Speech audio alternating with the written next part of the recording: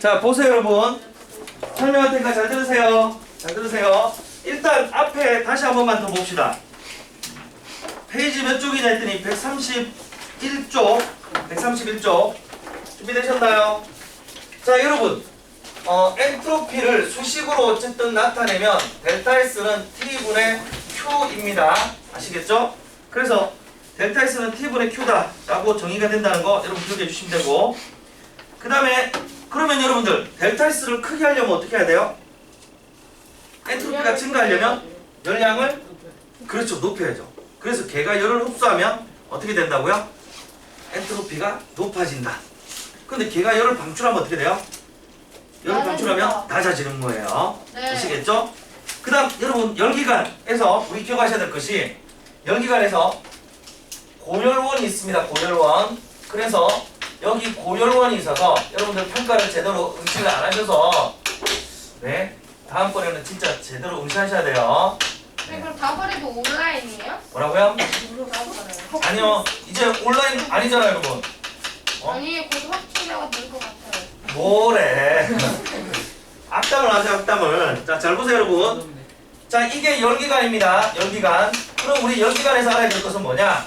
여기에 고열원에서 열이 공급되면, 자동차에 휘발유가 공급되면 이게 고열원이에요. 뜨거워야 되는 게 아니라 에너지가 많은 거예요. 알겠죠? 그게 팡 하고 터져서 자동차 달렸어요. 그리고 자동차가 뜨거워져요. 그래서 전체 열 에너지는 Q1을 공급했더니 방출되는 Q2와 그리고 일을 하는 W로 나뉘는 거예요. 아시겠죠? 그 다음 여러분 여기서 한번 더 보세요. 여기서 우와! 강실이 너무 멋진데요? 흰부피밖에 없어요.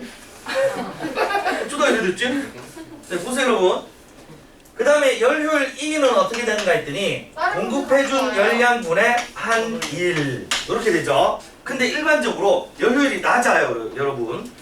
특히 우리가 잘 알고 있는 내연기관, 자동차 엔진 이런 것들 있잖아요. 이게 한 14%에서 26% 사이랍니다.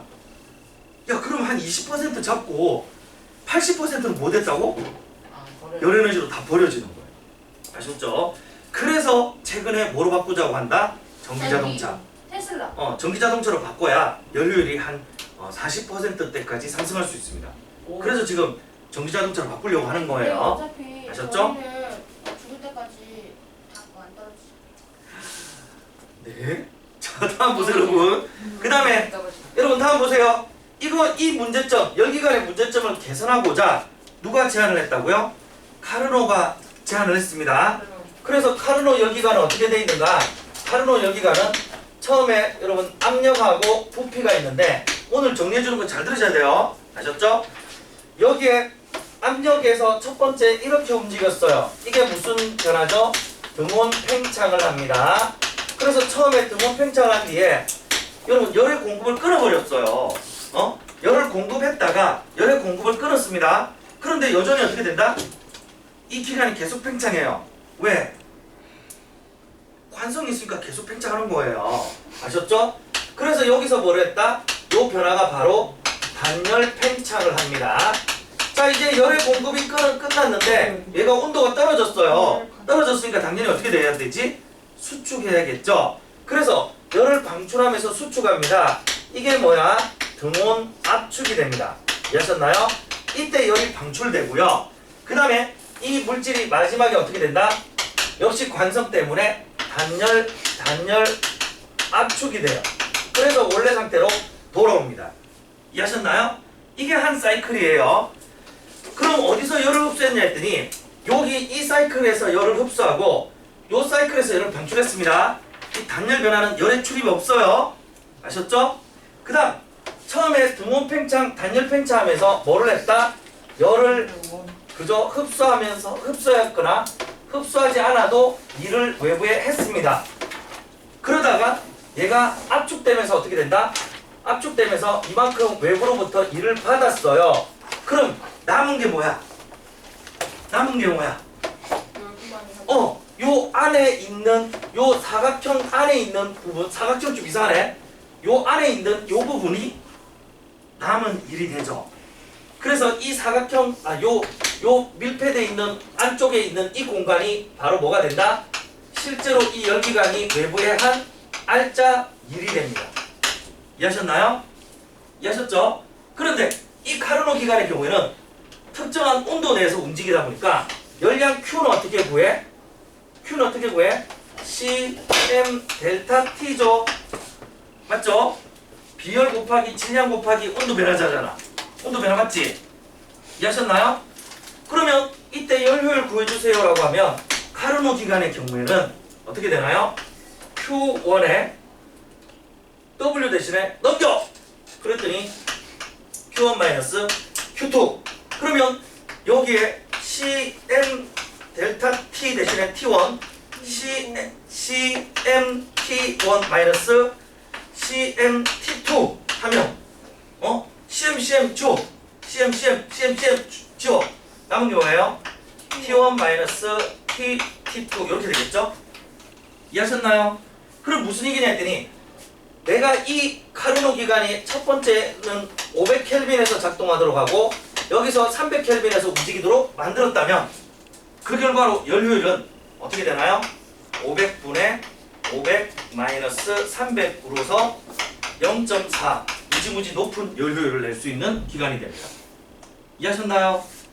이게 카르노 기관의 특징입니다. 네. 이해하셨죠? 그래서 카르노의 열 효율은 고온에서 작동하는 영역과 저온에서 작동하는 영역의 온도를 이용해서 열 효율을 계산할 수 있구나. 이해했죠? 이게 카르노 열기관의 특징. 그 다음 여러분 페이지 넘겨봅시다. 페이지 넘겨봅시다. 지금 서머리 해줄 때 잘 들으셔야 돼요. 평가도 없으니까 서머리 열심히 들어야죠. 맞죠? 네. 그러면 자 여기 어디까지 설명드렸냐 했더니 133까지 된 거예요. 134 한번 봅시다. 134. 자 그러고 나면 실제 열기관의 열 효율은 어떻게 되느냐? 당연히 카르노 기관보다 열 효율이 떨어지더라. 네. 아셨죠? 그 다음에 134쪽에 카르노 기관의 엔트로피 변화 그래프가 나와 있어요. 이걸 이해해 주셔야 돼요. 요거 잘 보세요 여러분. 뭐냐 했더니 여기 이쪽 편은 온도입니다. 여기는 엔트로피예요. 네. 아셨죠? 요게 엔트로피 그 다음에 요게 뭐죠? 요게 절대 온도입니다. 절대 뭐라고요? 아니 왜 사람을 흥분하게 만들어? 자 절대 온도 여러분. 네. 자 그런데 처음에 높은 온도에서 출발했죠. 요 점을 A점, 이 점을 B점, 이 점을 C점, 이 점을 D점이라고 합시다.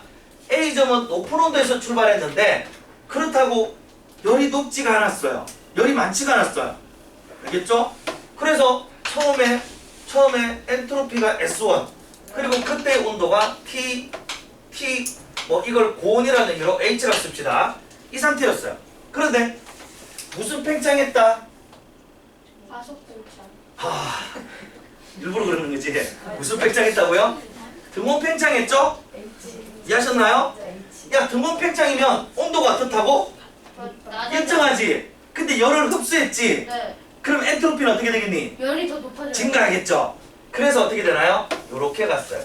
이게 A점, 요게 B점이에요. 이 그래프 이해하시겠어요? 네. 그 다음 보세요. 단열 팽창. 여러분 단열 팽창하면 엔트로피 변화가 있어 없어요? 없어요. 없어요. 아셨죠? 왜냐하면 열을 밖으로 내놓거나 흡수한 게 아니니까. 온도가 달라요. 이해하셨죠? 근데 온도가 어떻게 됐어? 고온부에서 저온부로 떨어졌죠? 그래서 이게 어디로 내려왔다? C로 내려온 거예요. 이해하셨나요? 네. 저 온도는 내려왔는데 뭐는 안 바뀌었어요? 엔트로피는 안 바뀌잖아요. 이해하셨죠? 네. 그 다음입니다. 등온 압축! 무슨 얘기야? 온도는 일정한데 뭐를 하고 있다고요? 열량 방출. 열을 내놓고 있습니다. 이 등온 압축에서. 그러니까 엔트로피가 어떻게 돼? 낮아지는 거예요. 이해하셨죠? 네. 그래서 엔트로피가 낮아진 거예요. 온도는 일정한 상태에서. 마지막으로 어떻게 됐다고요? 단열압축. 단열압축. 그럼 열의 변화는 없으니까 엔트로피는 그대로인데 네. 온도가 높아지는 방향으로 간 거죠. 그게 이 그래프예요. 이해하셨나요? 네. 최근에 수능 모의고사나 이런 데서 이게 자주 나와요. 그래서 네. 요거 설명해 드리고 하는 거예요. 네. 아시겠죠? 그러고 나면 여러분 다음 거기에 여러분들 잘 보세요. 페이지 135쪽은 뭐냐 했더니 그럼 엔트로피를 어떻게 계산하느냐? 엔트로피를 어떻게 계산하느냐? 제가 전 시간에 뭐라고 그랬어요? 확률이다. 맞죠? 그래서 엔트로피를 계산하는 또 다른 방법이 T분의 Q라는 방법도 있지만 엔트로피를 계산해 주세요라고 그러면 요거 어떻게 계산하자고요? 볼츠만 상수의 ln에 요게 뭐라고? 경우의 수. 아셨나요? 근데요. 네. 저 삼각형 S랑 그냥 S랑 뭐가 달라요? 아 델타 S랑. 저거는 변화량. 요거는 그때의 특정 값. 아. 아셨죠? 자, 이렇게 해서 여러분들 이렇게 해서 우리가 그 특정 위치에서 경우의 수를 이용해서 엔트로피를 구할 수 있다. 이해하셨나요? 네. 확률을 계산할 수 있다는 거예요. 그래서 이걸 바탕으로 해서 확률을 계산해봐라. 확률을 계산해봐라. 라고 하는 문제가 141쪽의 2번 같은 문제였어요. 이해하시겠죠? 그리고 140쪽의 4번 같은 문제예요. 4번 같은 문제. 경우의 수니까 여러분 제가 동전이 있어요. 동전을 던질 거예요. 그래서 앞면 또는 뒷면 3번 연속 던질 거예요. 확률적으로 굉장히 나오기 힘든 경우가 뭐죠? 앞면 또는 뒷면이죠. 아니 새가 뭐? 이해하시겠어요? 그래서 거기 140쪽의 4번 같은 경우는 무슨 얘기예요? 경우의 수가 1밖에 안 된다. 무슨 얘기예요? 나올 수 없는 경우 어떤 게 있죠? 특정한 한쪽 상자에 입자가 모여있다. 그런 게 나올 수가 없잖아요. 이해하셨나요? 반면에 경우의 수가 굉장히 큰 거 뭐야? 똑같다. 어떤 거? 이게 입자예요. 어? 여러분 동전을 던졌는데 동전을 던졌어요. 4번 던진다고 합시다. 이때 가장 흔한 경우가 뭐예요? 앞 뒤. 앞면 뒷면이잖아. 맞죠? 그래서 이런 경우가 경우의 수가 가장 높죠? 그러면 거기에 140쪽에 2번과 4번에 2번 한번 보세요. 기체 분자가 분포할 때 있는 경우의 수가 가장 큰 거 찾아라. 어떻게 되는 경우일까요? 야, 내가 비비탄을 가운데 구멍이 뚫려 있는 상자 속에 넣고 있잖아. 흔들었어. 흔들었어. 좌우로 막 흔들었어. 어느 경우가 가장 일반적이겠니? 반반 들어. 왼쪽과 오른쪽에 반반씩 들어있는 경우가 가장 경우의 수가 크잖아요. 네. 이해하셨나요? 그 얘기를 하고 있는 게 140쪽의 4번 문제입니다. 이해하셨죠? 네. 그러고 나면 그와 비슷한 문제가 141쪽의 2번 이런 형태였다라는 거 기억을 해주시면 되고, 그 다음에 여러분들 142쪽의 4번 문제 같은 거 한번 봐주세요. 4번 문제. 여러분 물 속에다가 제가 잉크를 떨어뜨렸어요. 그랬더니 잉크가 퍼졌어요. 네. 자, 그런데 다시 질문할게요. 이 물과 섞여버린 잉크가 나 싫어 이제 그만 물하고 그만 놀래 이러면서 잉크가 다시 뭉쳐서 원래 상태로 돌아가요, 안 돌아가요? 안 돌아가요. 들어가요. 그럼 이런 반응이 무슨 반응? 비가역 비가역 과정. 그러면 이런 비가역 과정에 대해서 질문을 했는데, 여러분 섞이기 전과 섞이고 난 후에 누가 더 무질서해요? 섞이고 난 후, 맞죠? 그러면 섞이고 난 후에는 무질서도가 증가했다. 다른 말로 뭐라고 그래요? 엔트로피가 증가했다. 개념 이해하셨나요? 이해하셨죠? 이게 여러분 제2법칙 엔트로피의 법칙에 대한 이야기입니다. 네. 아셨죠? 나머지는 열에너지와 관련돼서 여러분들이 풀어보셔야 됩니다. 알겠죠? 저런 그래프를 제가 무지무지 좋아하겠죠? 그럼 다음 평가는 저런 그래프가 나오겠다는 얘기죠? 네.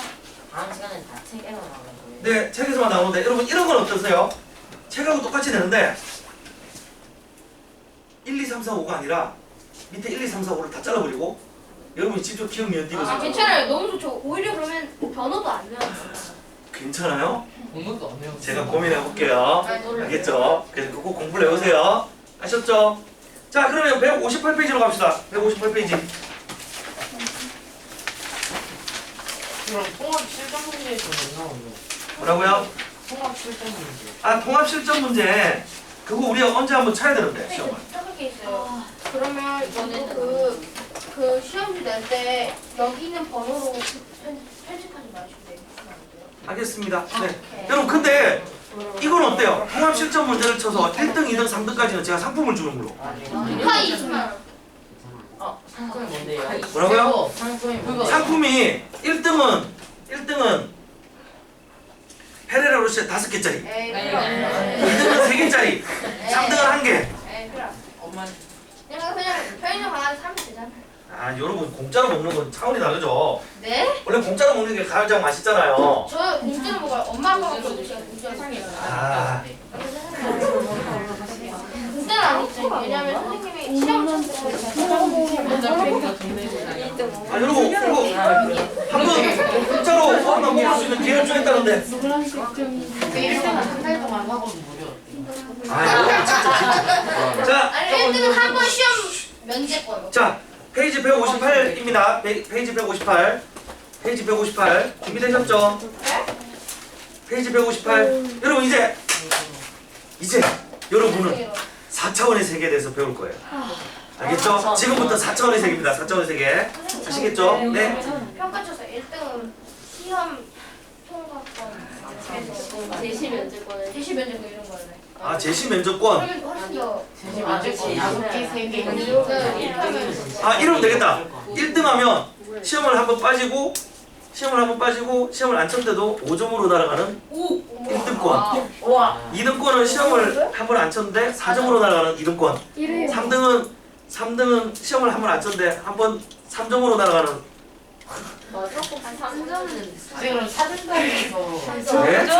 제시 면제 그냥 모든 거랑 4등은 거꾸로 제시 확정권을 드려요. 누가 자기가 4등인지 모르잖아. 좋다. 이거 게임이잖아. 못 다니는 거. 오케이. 복불복. 근데 저 그럼 다. 그럼 1등 제일 안 좋은 걸로 해요. 다음 보세요. 야, 꼴찌가 일단. 자 다음 보세요. 하면 돼. 갈릴레이 상대성 원리부터 시작됩니다. 준비되셨죠? 4,000원. 준비되셨죠? 3,000원. 여러분 잘 들으셔야 돼. 갈릴레이가 상대성 이론을 주장을 했어요. 근데 여러분이 왜 갈릴레이 하면 그 생각이 나죠? 그래도 지구는 돈다. 맞아요? 아니요. 근데 그 사람이에요. 이사탑을 이렇게 탁. 아시겠어요? 여러분 근데 뭔가 좀 이상하지 않아요? 갈릴레이가 야 이거 언제적이야? 그런데 갑자기 한달 전. 상대성 이론이래. 이해하시겠어요? 그럼 이게 무슨 소릴까? 왜 나왔을까? 이게 문제죠. 여러분 잘 들으세요. 갈릴레이가 주장한 게 뭐죠? 지구가 돈다. 지동설입니다. 그런데 지동설을 반대하던 신학자들이 갈릴레이를 반박했어요. 뭐라고 반박했냐면 갈릴레이 너 말대로 지구가 돌고 있다면 피사의 사탑이 기울어져 있기 때문에 이 기울어져 있는 피사의 사탑에서 쇠공을 떨어뜨리면 똑바로 떨어지는 것이 아니라 쇠공이 떨어지는 동안 지구가 움직이고 있으니까 쇠공은 대각선으로 떨어질 것이다. 그런데 실제로 대각선으로 떨어지느냐? 아니요. 아니라는 거예요. 중력 때문에. 이해하시겠어요?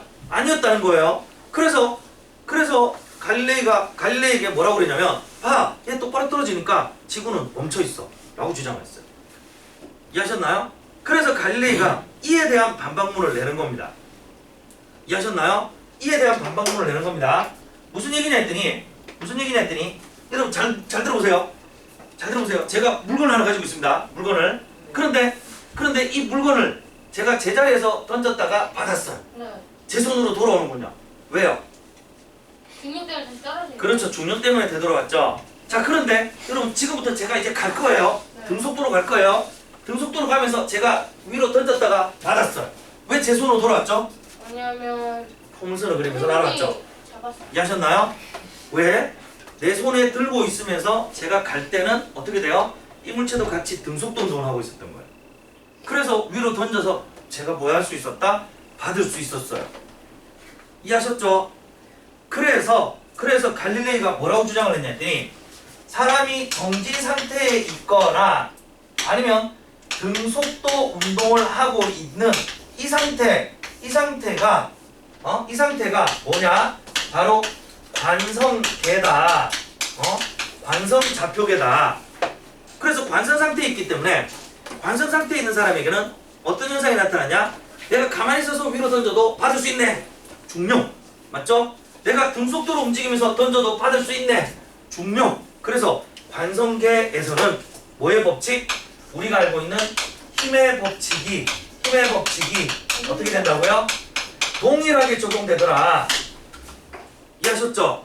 그래서 실제로 지구가 돌고 있는데 중력이라는 게 어떻게 돼? 지구가 멈춰있던 등속도로 움직이던 건 똑같이 작용한다 라고 주장을 하는 거예요. 이해하셨나요? 그래서 지구가 돌고 있다는 걸 주장을 하게 된 겁니다. 이게 갈릴레이 상대성 이론입니다.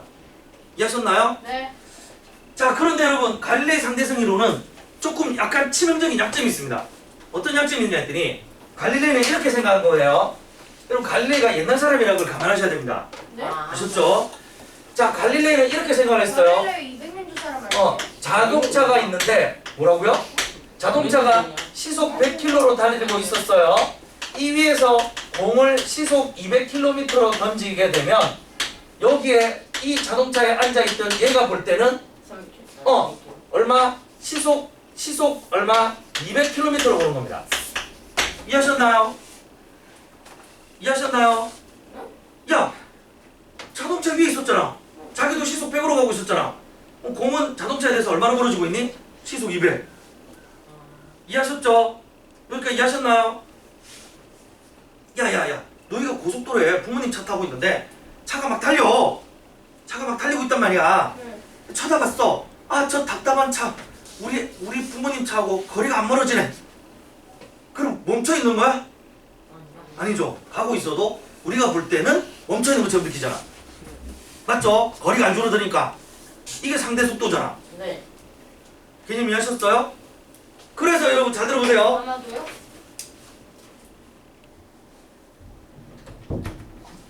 어디 가세요? 쌤! 어디 가세요? 뭐가 흘린 것 같은데? 쌤 지금 뭐 하시는 거야? 쌤 그냥 갑자기 왜 달리세요? 쌤 여기서 달리시면 될 텐데. 아니 실험한 거에 우리 보여주셔야 되잖아. 야, 빨간밖에 없어. 저 강의실은 또 뭐지? 강의실별로 매력이 불균형이에요. 여러분 잘 들어보세요. 그런데 이 오로 밖에 있던 얘가 볼 때는 어떻게 돼? 이 공은 얼마로 날아가니? 300. 그렇죠. 시속 300으로 날아가더라고요. 네. 이해하셨나요? 이해하셨어요? 네. 그럼 누가 진짜 맞는 거야? 선생님 근데요 저기 있는 사람 야구 선수보다 더 잘 던지는 거예요. 기계로 쌌다고 봐야죠. 여러분 누가 진실해요? 제가 진실. 둘 다 진실입니다. 네? 이해하셨나요? 얘 입장에서는 200이 진실이고 얘 입장에서 300이 진실이에요. 이해하셨나요? 그럼 둘은 뭐가 다른 거야? 둘은 기준이 되는 기준 좌표계가 다른 거예요. 이해하셨나요? 60m. 무슨 얘기야? 선생님. 요 차 타고 있던 놈은 자기 기준이 시속 100으로 갖고 있었기 때문에 네. 그걸 기준으로 운동을 해석한 거고, 잠시만 기다려보세요. 여기 빨간 아이는 뭐야? 자기는 멈춰있는 바깥에 있었으니까 자기를 기준으로 측정한 거야. 그래서 기준 좌표계가 어떠냐에 따라서 운동이 다를 수 있다는 얘기야. 네. 그러면 60km로 시속 60km로 달리고 있는 사람한테는 240km/h로 보이겠네요. 네, 당연하죠. 당연한 거죠. 이해하셨나요? 여기까지 이해되셨어요? 네. 그럼 앞으로 뭐가 문제야? 기준 좌표계가 다르면 운동이 다를 수 있다는 거죠. 네. 이해하셨나요? 자, 그 다음 여러분 잠시만, 우리 지금 첫 페이지, 두 번째 페이지 모두 갈릴레이 상대성 이론인데, 첫 페이지, 두 번째 모두 갈릴레이 상대성 이론인데, 상대성 이론이 하니까 우리는 갈릴레이보다 딴 사람이 생각나네? 아인슈타인. 그럼 갈릴레이하고 아인슈타인은 뭐가 다를까? 아인슈타인이 더 옛날 사람이 아니고 100, 시속 200, 시속 100. 이해하셨나요? 네. 그럼 뭐가 다를까요? 네, 둘은 어마어마한 큰 차이가 있습니다. 한 명은 미쳐. 이해하셨나요? 아니 뭘 미쳐요. 어떤 차이가 있는가 했더니, 잘 보세요 여러분. 갈릴레이 상대성 이론은 여기 시속 100으로 달리고 있던, 시속 100km로 달리고 있던 자동차에 의해서 빛을 쏘았어. 네? 빛을 쏘았더니 이 빛이 1초에 30만 킬로미터를 날아가고 있더라고요. 네. 이해하셨나요? 그래서 이 자동차 위에 있던 사람이 딱 봤을 때는 어떻게 되니? 아, 1초에 30만 킬로미터 날아갔구나! 맞죠? 그런데 1초에 30만 킬로미터를 날아갔는데, 자, 문제는 뭐야? 당연히 우리 또 도로에서 태클 거는 애가 나와야죠. 30만 얘가 볼 때는 킬로미터. 30만 킬로미터 컷이 플러스 시속 100km. 월. 우와, 그럼 뭐야? 우리가 빠른 물체를 타고 가면서 빛을 쏘면 빛의 속력이 점점 빨라지네. 이게 갈릴레이 상대성 이론입니다. 이해하셨나요? 그런데 여러분 잘 들으세요. 아인슈타인은 아니야. 이게 아니야. 아니야. 여러분 이제 이게 비교입니다. 이게 갈릴레이고요. 아인슈타인은 좋아. 정지 상태에서 봤어. 얼마야? 시속이란다. 초속인데. 미쳤어. 누가 일어났어? 자, 보세요, 여러분. 선생님이요. 자, 알고 있어요. 여기 여러분 아인슈타인은 이거랑 똑같아요. 우주선에서 본 건. 알겠죠? 근데 뭐가 다르죠? 바깥에서 보니까 얼마라고? 빛보다 빠른 거 없기 때문에. 빛보다 빠르면 존재할 수 없기 때문에 네, 바깥에서 아니에요. 봐도 여전히 빛의 속력이더라. 그러면 고정물리야. 이해하셨나요? 이게 아인슈타인의 상대성 이론입니다. 네? 아. 이해하셨나요? 저게 어떻게 가능해? 가능하더라고요. 왜? 둘은 뭐가 다르다? 기준 좌표계가 다르기 때문에 운동이 다르게 해석되는 겁니다. 이해하셨나요? 그 다음 여러분 하나 더 보세요. 또 차이가 있습니다. 갈릴레이는 운동을 분석을 할 때 이 친구의 기준도 나의 기준도 바뀌지 않는 누가 봐도 다 인정할 수 있는 기준이 있었어요. 갈릴레이 기준은 뭐야? 시간. 이 더해서 나누기. 이해하셨나요? 시간이 변화 없다 이렇게 봤어요. 이해하셨죠? 즉 얘가 10초 지나면 나도 10초 지난 거야. 네? 이해하셨죠? 아, 네. 그런데 아인슈타인은 다르게 생각한 거예요. 시간도 사람에 따라 다르게 흐른다.